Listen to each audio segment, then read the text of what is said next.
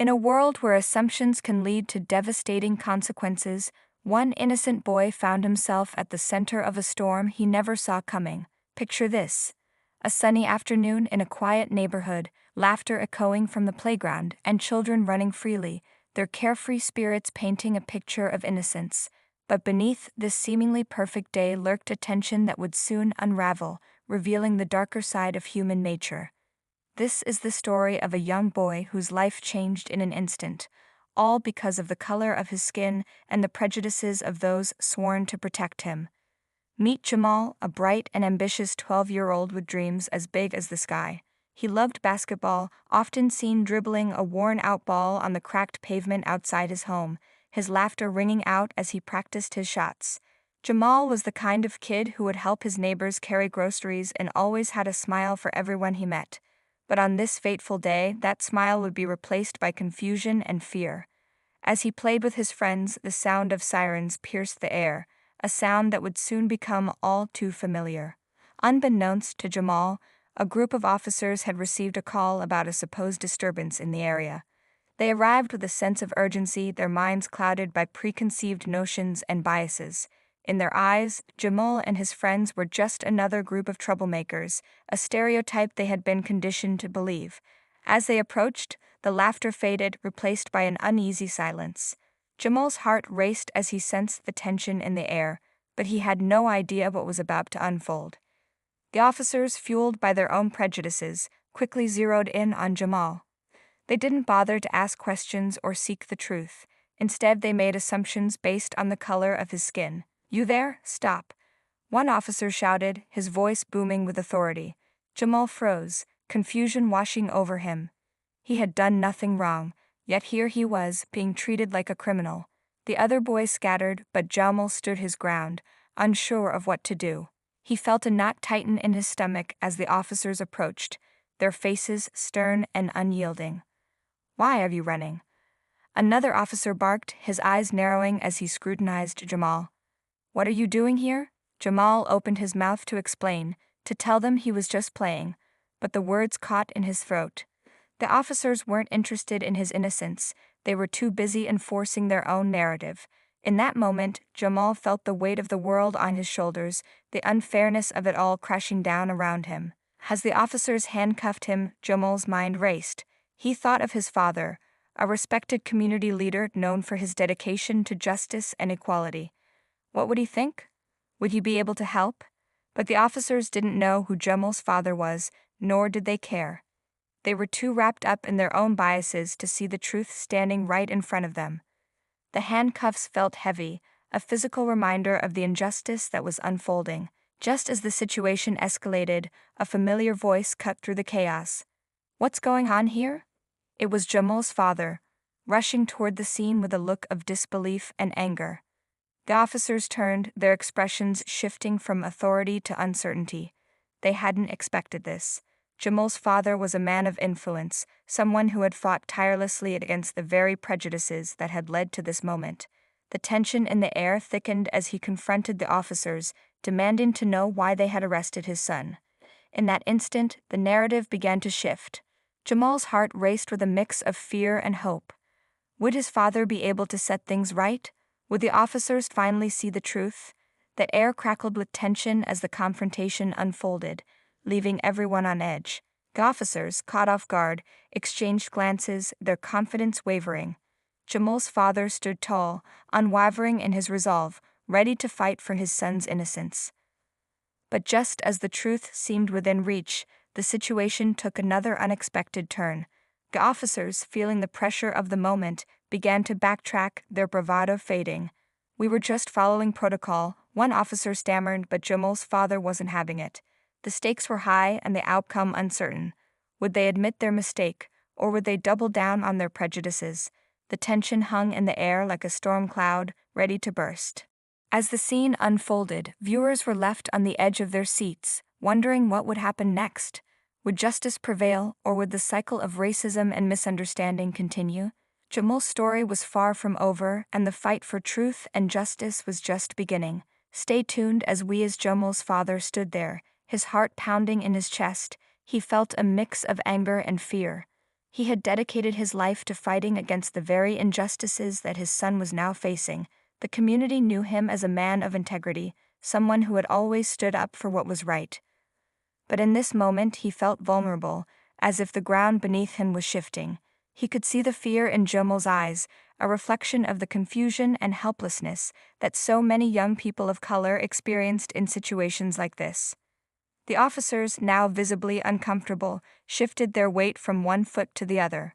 They had expected to assert their authority without question, but Jamal's father was not someone to be easily intimidated. He had spent years building relationships within the community, advocating for change, and now he was faced with the very system he had fought against. The irony was not lost on him. Here he was, a man who had worked tirelessly to promote understanding and equality, now standing in front of the very people who had failed to see his son as anything but a stereotype. "Why are you arresting my son?" he demanded, his voice steady but laced with urgency. "He hasn't done anything wrong." The officers exchanged glances, their bravado faltering under the weight of his words. They had been so quick to judge, so eager to enforce their assumptions, but now they were confronted with the reality of their actions. Jamal's father was not just any parent, he was a respected figure in the community, and the implications of this encounter were far-reaching. As the tension escalated, Jamal felt a mix of emotions swirling inside him. He wanted to shout, to tell his father that he was innocent, that he had only been playing with his friends, but the words wouldn't come. Instead, he stood there, feeling small and powerless, the cold metal of the handcuffs biting into his wrists. He glanced at his friends, who were watching from a distance, their faces a mix of fear and disbelief. They had all grown up together, sharing dreams and laughter, but now they were witnesses to something that felt so unjust. The officers, realizing they were losing control of the situation, began to mumble excuses. "We received a call about a disturbance," one officer said, his voice lacking conviction. "We thought," but Jamal's father cut him off. "You thought what?" "That a group of black boys playing basketball was a disturbance. You didn't even bother to ask what was happening before jumping to conclusions." His words hung in the air, a powerful reminder of the biases that often clouded judgment. As the standoff continued, Jamal's mind raced. He thought about the conversations he had overheard between his father and community leaders, discussions about racism, police brutality, and the need for change. He had always admired his father's courage, but now he felt a sense of helplessness. Would they really listen? Would they understand the impact of their actions? The weight of the moment pressed down on him, and he wished he could disappear. Just then, a woman approached from the crowd that had begun to gather. It was Mrs. Thompson, a neighbor who had known Jamal since he was a baby. She had always been a source of support for the community, a fierce advocate for children's rights. "What's going on here?" she asked, her voice firm but concerned. The officers turned to her, their expressions shifting again. They recognized her as someone who wouldn't back down easily. "Ma'am, we're handling a situation," one officer replied, but Mrs. Thompson wasn't having it. "Handling? Is that what you call it? You're arresting an innocent child without any evidence. This is unacceptable." Her words resonated with the crowd, and murmurs of agreement rippled through the onlookers. Jamal felt a flicker of hope. Maybe, just maybe, they would see the truth. As the crowd grew, so did the tension. People began to pull out their phones, recording the encounter, capturing the moment when injustice was laid bare for all to see. Jamal's heart raced as he realized that this was bigger than just him. This was a moment that could spark change, a moment that could shine a light on the systemic issues that plagued their community. But with that realization came a wave of fear. What if things escalated? What if the officers decided to double down on their actions? Jamal's father, sensing the shift in the atmosphere, took a deep breath. He knew he had to remain calm, to navigate this situation with the grace and strength he had always shown. "Listen," he said, addressing the officers directly. "I understand that you have a job to do, but you also have a responsibility to uphold justice. My son is not a criminal. He is a child, and he deserves to be treated as such." His voice was steady. As Jamal's father spoke, the crowd began to murmur, their voices a mix of support and disbelief. They had all seen the way the officers had treated Jamal, and many had experienced similar encounters themselves. The tension in the air was palpable, a collective frustration boiling just beneath the surface. Jamal's heart raced as he looked around, taking in the faces of his neighbors, friends, and family. He could see the anger in their eyes, the determination to stand up against the injustice that had unfolded before them.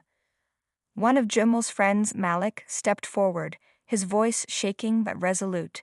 "He was just playing basketball. We weren't doing anything wrong." The officers turned to him, their expressions hardening. "You need to step back," one officer warned, but Malik stood his ground. "No, this isn't right. You can't just arrest him because of the color of his skin." The words hung in the air, a powerful reminder of the systemic racism that had plagued their community for far too long. Jamal felt a surge of pride for his friend, but it was quickly overshadowed by fear. What if the officers decided to retaliate? What if they escalated the situation? He could see the tension in the officers' body language, their hands twitching near their belts, and he knew that things could turn dangerous in an instant. The crowd was growing, and with it, the stakes were rising. Jamal's father sensed the shift as well, his protective instincts kicking in. He stepped closer to Jamal, shielding him with his body, ready to confront whatever might come next. Meanwhile, in the background, Mrs. Thompson was on her phone, calling for support from local activists and community leaders. She knew that this was a pivotal moment, one that could galvanize the community to take a stand against the injustices they faced daily. As she spoke, her voice steady and commanding, Jamal felt a flicker of hope.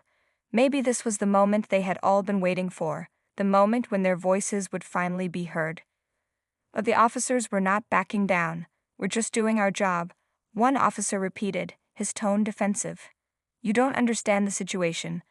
Jamal's father shook his head, frustration boiling over. "No, you don't understand.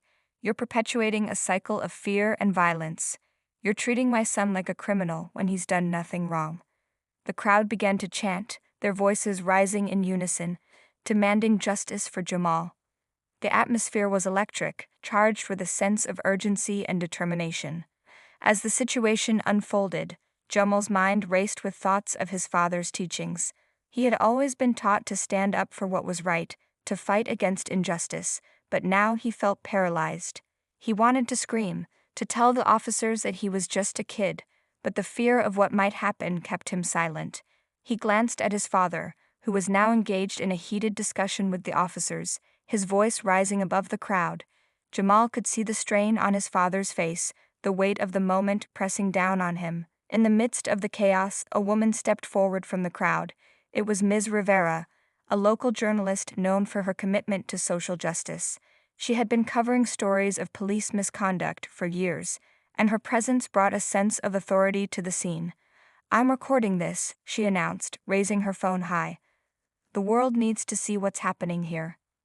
The officers exchanged nervous glances, realizing that their actions were now under scrutiny. Jamal felt a rush of relief. Maybe this would help them understand the gravity of the situation. But just as the tension seemed to reach a breaking point, a police car pulled up, sirens blaring. More officers emerged, their presence adding to the chaos. Jamal's heart sank as he realized that the situation was about to escalate further. The new officers, clad in tactical gear, surveyed the scene, their expressions unreadable. Jamal's father turned to face them, his voice steady but filled with urgency. "This is a child. You need to de-escalate this situation, not make it worse." The new officers seemed unfazed, their eyes scanning the crowd as if assessing the potential threat. Jamal felt a chill run down his spine. He could sense that the situation was spiraling out of control, and he feared for his father, for himself, and for everyone gathered there. The crowd was growing restless, their chants turning into shouts of anger and frustration. Jamal's friends were still watching, their faces a mix of fear and determination, and he could see the solidarity in their eyes. As the officers began to push back against the crowd, Jamal's father stepped forward, raising his hands in a gesture of peace. "We're not here to cause trouble. We're here to demand justice for my son. We're here to stand against the injustices that have plagued our community for too long." His voice rang out, cutting through the noise, and for a moment, the crowd fell silent, hanging on his every word. Jamal felt a swell of pride for his father, who was willing to risk everything to protect him and fight for what was right. But the silence was short-lived. One of the new officers, a tall man with a hardened expression, stepped forward, his eyes narrowing as he focused on Jamal's father. "You need to back off," he said, his tone threatening. "This is a police matter, and we don't need you stirring up trouble." The crowd erupted again, voices rising in protest, but Jamal felt a knot tighten in his stomach. He could see the tension in his father's shoulders, the way he clenched his fists at his sides. "Trouble?" Jamal's father shot back, his voice rising. "You think this is trouble?" This is a father trying to protect his son from being wrongfully accused. This is a community standing up against the very system that has failed us time and time again. The crowd roared in agreement, their anger palpable, but Jamal could see the officers' resolve hardening. They were not there to listen, they were there to assert their authority. As the standoff continued, Jamal's mind raced with thoughts of what could happen next. He thought about the stories he had heard from his father, tales of protests that had turned violent, of communities torn apart by fear and mistrust. He didn't want that for his neighborhood, for his friends, or for his family. But as he looked around, he could see the fear in the eyes of the people he loved, and he knew that the stakes were higher than ever. Suddenly, a loud crash echoed through the air, causing everyone to jump. A nearby store window had shattered and chaos erupted as people began to panic. Jamal's heart raced as he watched the officers turn their attention to the commotion, their focus shifting away from him and his father.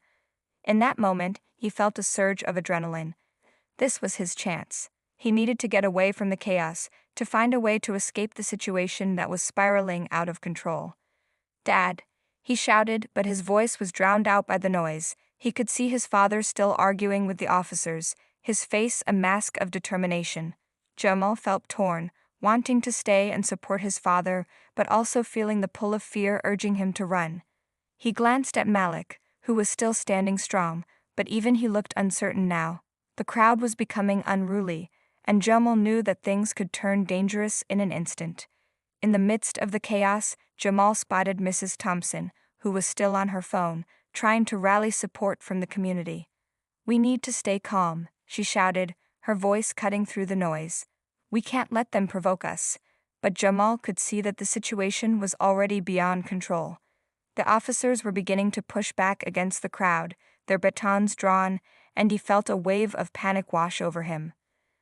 "Let's go," he urged Malik, grabbing his friend's arm. "We need to get out of here." But Malik hesitated, his eyes darting between Jamal and the unfolding chaos.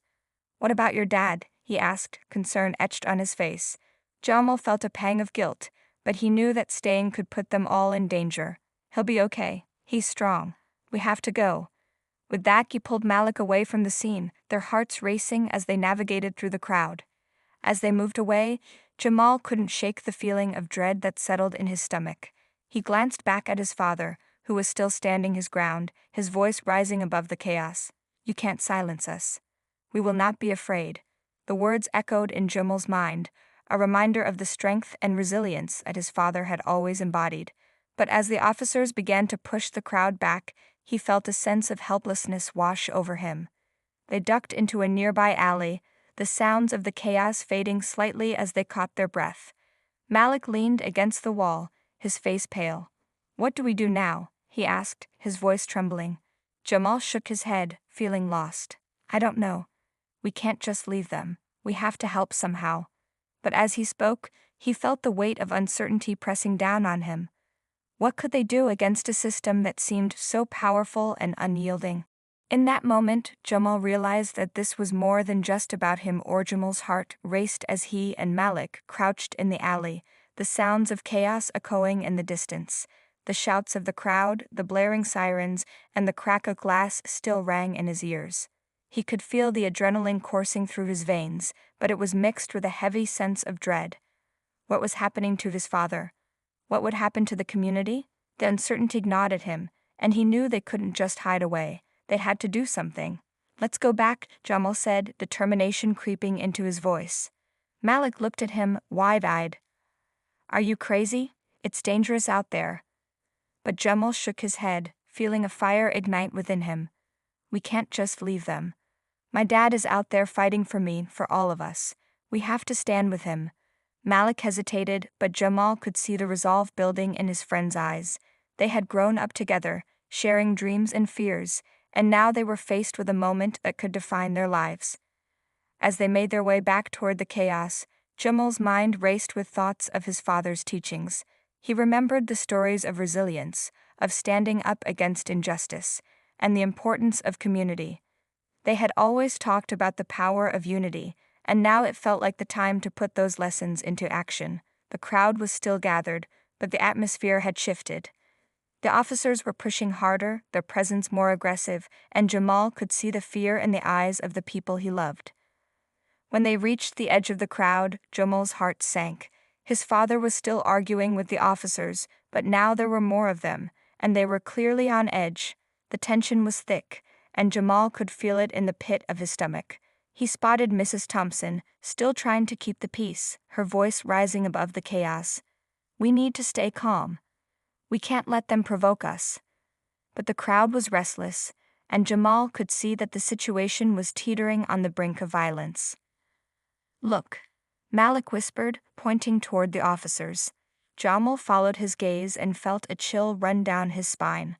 One of the officers had drawn his baton, and the crowd reacted with a collective gasp.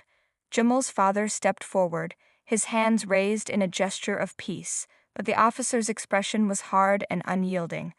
"Back off," he shouted, his voice laced with authority. Jamal's father stood firm, refusing to back down. "You're making a mistake. This is a child you're arresting. You need to listen." The crowd began to chant again, their voices rising in a wave of anger and frustration. "Let him go. Let him go."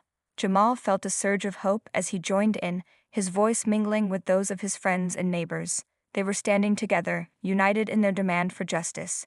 But as the chanting grew louder, the officers seemed to tighten their grip, their faces hardening as they prepared to respond. "Jamal, we need to get closer," he said to Malik, his voice barely above a whisper. They pushed through the crowd, inching their way toward the front, where the confrontation was escalating. Jamal could see the fear in his father's eyes, but he also saw the determination. He was fighting not just for Jamal, but for every child who had ever been wronged by a system that didn't see them as individuals. As they reached the front, Jamal felt a surge of energy. He could hear his father's voice rising above the chaos, filled with passion and conviction. "You can't treat us like this. We are not criminals. We are a community, and we deserve to be treated with respect." The crowd roared in agreement, their voices echoing through the streets. Jamal felt a sense of pride swell within him, but it was quickly overshadowed by fear as he noticed the officers shifting their stance, their expressions growing more aggressive. Suddenly, one of the officers stepped forward, his baton raised. "Disperse now, or we will take action," he shouted, his voice booming. The crowd fell silent for a moment, the tension hanging thick in the air. Jamal's heart raced as he looked around, seeing the fear etched on the faces of his friends and neighbors. This was the moment they had all been waiting for, but it was also the moment that could lead to chaos. "Don't back down," Jamal's father shouted, his voice cutting through the silence. "We have the right to stand here and demand justice." The crowd erupted again, their voices rising in defiance. Jamal felt a surge of courage as he joined in, shouting alongside his father. But as the officers began to move forward, he could see Jamal's heart raced as the officers advanced, their faces set in grim determination. The crowd, emboldened by his father's words, stood their ground, but Jamal could sense the tension rising. Just as the officers were about to push through the throng, a loud crash echoed from the other side of the street. Everyone turned, startled, as a group of masked individuals emerged from the shadows, their intentions unclear. They were brandishing spray paint cans and shouting slogans that echoed the frustrations of the crowd. But their sudden appearance sent a wave of panic rippling through the gathered community. "Who are they?" Malik whispered, his eyes wide with confusion. Jamal didn't know, but he felt a knot tighten in his stomach. The masked figures began to spray paint slogans on nearby walls, their actions chaotic and unpredictable. "No justice, no peace." One of them shouted, while another began to climb onto a nearby car, waving their arms in the air. The crowd was torn. Some cheered, feeling a surge of rebellious energy, while others looked on in fear, worried that this would escalate the already tense situation. The officers, caught off guard by this unexpected turn of events, shifted their focus. "Get back," one of them shouted, pointing his baton toward the newcomers. Jamal's father, still standing firm, turned to the officers. "This isn't about violence. We're here to demand justice, not to cause trouble." But the officers were now distracted, their attention divided between the crowd and the masked individuals who were quickly becoming the focal point of the chaos. Jamal felt a surge of frustration. This wasn't how it was supposed to go. They had been standing together, united in a demand for justice, and now this new group threatened to derail everything. He glanced at Malik, who looked just as bewildered. "We need to get everyone back on track," Jamal said, his voice urgent. "If this turns violent, it'll only make things worse for my dad and everyone else." As they pushed through the crowd, trying to reach the front, Jamal could see the officers beginning to lose their composure. The masked individuals were now taunting them, shouting insults and daring them to take action. Jamal's father was still trying to maintain control, urging the crowd to stay peaceful, but the atmosphere was electric with tension. The officers were on edge and Jamal could see the fear in the eyes of the people around him. Suddenly, one of the officers shouted, "We're declaring this an unlawful assembly. Disperse immediately or we will take action."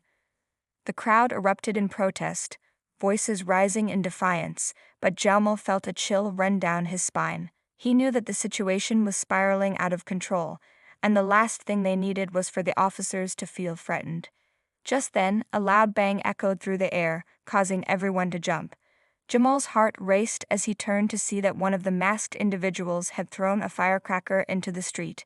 The explosion sent a shockwave through the crowd, and chaos erupted.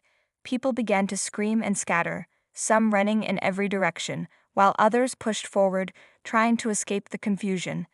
Jamal felt a surge of panic as he grabbed Malik's arm. "We need to get out of here," he shouted, but the crowd was in disarray, and it was hard to move. In the midst of the chaos, Jamal's father was still trying to maintain order, but the officers were now reacting with force. They began to push back against the crowd, their batons raised, and Jamal could see the fear in his father's eyes as he struggled to keep the peace. "Everyone, stay calm," he shouted, but his voice was drowned out by the chaos surrounding them. Jamal felt a surge of desperation. He couldn't let this moment slip away. He had to do something. "Malik, we have to help him," he urged, pulling his friend toward the front. They pushed through the throng, trying to reach his father, but the crowd was thick, and the officers were becoming more aggressive. Jamal could see the tension in the air, the way the officers were tightening their grip on their batons, ready to strike if necessary. As they finally broke through to the front, Jamal's heart sank.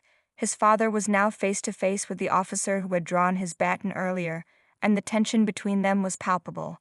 "You need to let my son go," Jamal's father shouted, his voice filled with urgency. "This is not how you protect our community." But the officer's expression was hard, and Jamal could see that he was not willing to back down.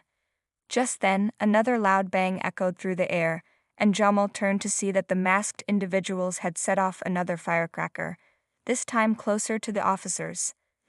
The explosion sent sparks flying, and then the explosion sent a shockwave through the crowd, and Jamal felt the ground beneath him tremble. Panic erupted as people screamed and scrambled to get away from the chaos. Jamal's heart raced as he turned back to his father, who was still standing his ground, but now the officer was advancing, his baton raised. "You need to back off," the officer shouted, his voice filled with authority. Jamal's father stood firm, his expression a mix of anger and determination. "You're making a mistake. This is my son you're holding."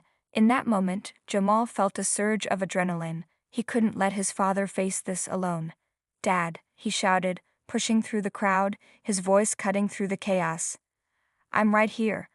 But as he moved closer, he saw the officer's face harden, and he knew they were running out of time.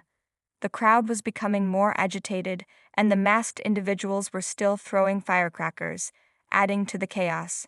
"Everyone, please," Jamal's father called out, trying to regain control. "We're not here to fight. We're here to demand justice." But the officer was not listening. He took a step forward, and Jamal felt a wave of fear wash over him. "You're obstructing justice," the officer yelled, and in that moment, Jamal knew they had to act fast.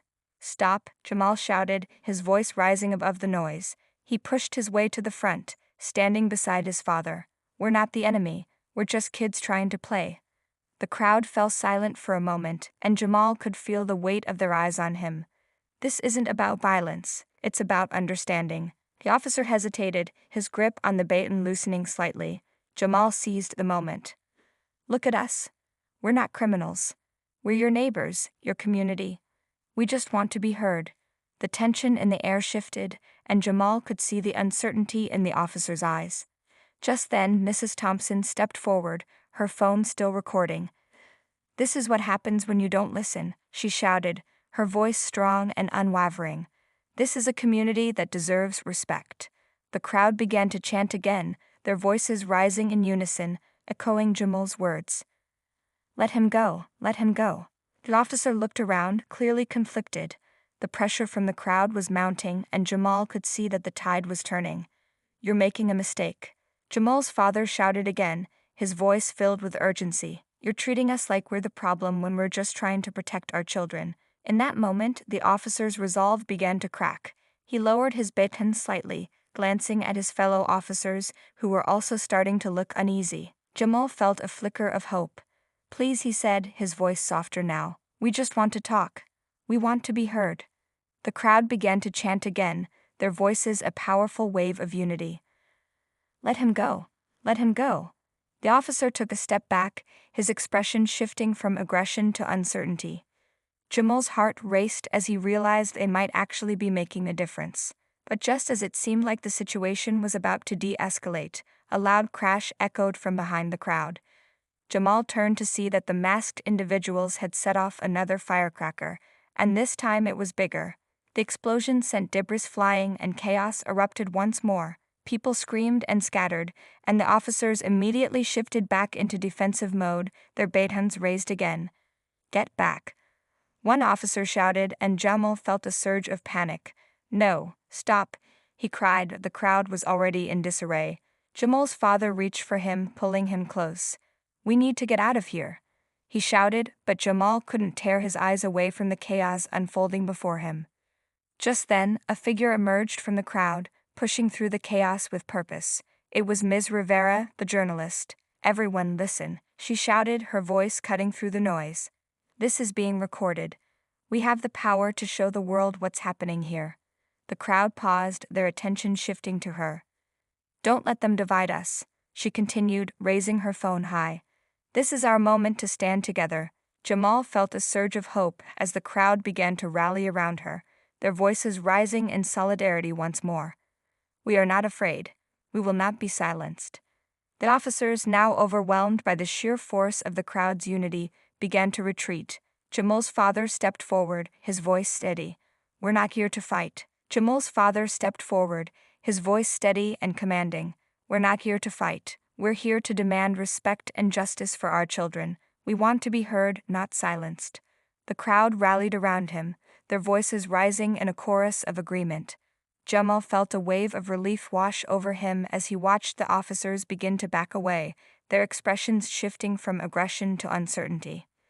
Ms. Rivera continued to record, capturing the moment as the community stood united. "This is what happens when we come together," she shouted, her voice filled with passion. "This is our power. We will not let fear dictate our actions." The crowd echoed her sentiments, their chants growing louder, drowning out the chaos that had threatened to tear them apart. As the officers retreated, Jamal felt a sense of triumph. They had stood their ground, and for the first time it felt like their voices were being heard. The masked individuals, realizing the tide had turned, began to back away as well, their earlier bravado fading in the face of the community's unity. Jamal glanced at Malik, who was grinning from ear to ear. The fear that had gripped him moments before now replaced with exhilaration. "Did you see that?" Malik exclaimed, his eyes wide with disbelief. "We actually did it." Jamal nodded, still processing the whirlwind of emotions that had just unfolded. His father turned to him, a proud smile breaking through the tension on his face. "You were incredible, son. You stood up when it mattered most." But just as the crowd began to celebrate their small victory, Jamal noticed something out of the corner of his eye. One of the officers, the one who had been the most aggressive, was still standing at the edge of the crowd, his expression conflicted. Jamal felt a pang of empathy. This officer was just a person too, caught in a system that often forced them to act against their better judgment. "Dad, wait," Jamal said, pulling on his father's arm. "I think we should talk to him." His father looked surprised but nodded, understanding the importance of reaching out. They'd approached the officer, who stood rigid, his baton still in hand but lowered slightly. "Listen," Jamal's father began, his voice calm. "We're not your enemy. We just want to understand each other better." The officer looked at them, his eyes filled with uncertainty. "I'm just doing my job," he replied, his voice low. "But I see what you're saying. It's complicated." Jamal stepped forward, his heart pounding. "It doesn't have to be complicated. We're all part of this community. We want to work together, not against each other." The officer's expression softened slightly, and Jamal could see the conflict within him. "I know it's not easy," he admitted, "but sometimes it feels like we're just following orders without thinking about the impact." Jamal's father nodded. "That's exactly it. We need to have conversations, not confrontations. We need to build trust." The officer looked around at the crowd, who were now watching with bated breath, waiting to see how this moment would unfold. "I'll admit I've been part of the problem," he said quietly. "But I want to change that." The crowd began to murmur, and Jamal felt a sense of hope. This was the moment they had all been waiting for, a chance to bridge the divide between the community and the police. "Let's start fresh," Jamal said, his voice steady. "Let's work together to make this a better place for everyone." The officer nodded slowly, and Jamal could see the weight of his decision. "Okay," he said, his voice barely above a whisper. "I'm willing to try." The crowd erupted in applause, a wave of relief washing over them. Jamal felt a surge of pride as he looked around at the faces of his friends and neighbors, all united in this moment of change. As the tension began to dissipate, Jamal's father turned to the crowd. "This is just the beginning," he said, his voice filled with conviction. "We need to keep this momentum going. We need to hold each other accountable and work together to create a community where everyone feels safe and respected." The crowd cheered, their voices rising in agreement. In the days that followed, the community came together in ways Jamal had never imagined. Meetings were held, discussions took place, and slowly but surely, relationships began to mend. The officer who had once stood against them became a bridge between the police and the community, advocating for change from within. Jamal watched as his father's vision of unity began to take shape, and he felt a sense of pride in being part of something bigger than himself. Jamal and Malik became involved in organizing community events, bringing people together to celebrate their shared experiences and foster understanding. They hosted forums where residents could voice their concerns and police officers could listen, creating a safe space for dialogue. The Community Garden Initiative was born, where families could come together to plant, grow, and share the fruits of their labor. It became a symbol of their unity, a place where differences were set aside in favor of collaboration. As the months passed, Jamal noticed a change not only in the community but also in himself. He felt more confident, more empowered to speak up for what he believed in. The friendships he forged during those tumultuous days grew stronger, and he found himself surrounded by a network of support. Malik, who had once been hesitant, blossomed into a leader, inspiring others to join their cause. One evening, as they gathered in the community center for a potluck, Jamal looked around at the diverse group of people sharing stories and laughter. He spotted the officer who had once been a source of tension, now mingling with the residents, sharing a meal and discussing ways to improve their neighborhood. It was a sight that filled Jamal with hope. They had come so far from that chaotic day, and it was clear that change was possible when people came together. But the journey wasn't without its challenges. There were still moments of tension, misunderstandings, and setbacks. However, Jamal and his friends had learned the importance of patience and perseverance. They understood that building trust took time, and they were committed to seeing it through. They organized workshops on conflict resolution and community safety, inviting experts to share their knowledge and facilitate discussions. One day, as Jamal was cleaning up after a community event, he found himself reflecting on how far they had come. He remembered the fear and uncertainty that had gripped him during the protest, the feeling of helplessness as chaos unfolded around him. But now, he felt a sense of belonging and purpose. He had witnessed firsthand the power of unity and the impact of standing up for what was right. As the sun set, casting a warm glow over the community center, Jamal felt a tap on his shoulder. It was Ms. Rivera, the journalist who had captured their pivotal moment on camera. "I just wanted to say how proud I am of you all," she said, her eyes shining with admiration. "You've shown that change is possible when people come together. Your story is inspiring, and I want to share it with the world." Jamal smiled, feeling a swell of pride. "Thank you. We couldn't have done it without everyone's support." Ms. Rivera nodded, her expression serious. "Remember, this is just the beginning. Your voices matter, and your story can inspire others to take action in their own communities." As the evening drew to a close, Jamal stood outside, watching as families packed up their dishes and laughter filled the air. He felt a sense of gratitude for the journey they had undertaken. They had faced adversity, but they had emerged stronger, more united than ever. The community was no longer just a place where they lived. It was a home filled with love, respect, and understanding. In the months that followed, Jamal and his friends continued to advocate for change, pushing for policies that would ensure the safety and well-being of all residents. They worked closely with local leaders, sharing their vision for a community where everyone felt valued and heard. Their efforts began to attract attention, and soon, other neighborhoods reached out, seeking guidance on how to foster similar change. Jamal realized that their story was not just about one moment of courage, it was about the ongoing commitment to create a better future.